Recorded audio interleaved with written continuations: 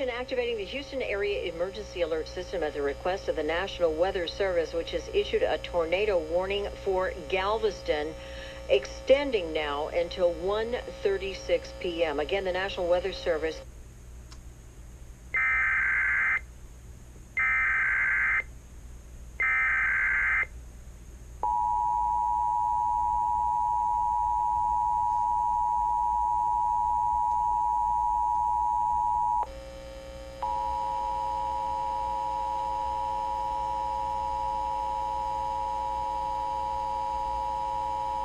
This station activating the Houston Area Emergency Alert System at the request of the National Weather Service, which has issued a tornado warning for Galveston, extending now until 1:36 p.m. Again, the National Weather Service issuing a tornado warning extending until 1:36 for Galveston and Galveston County.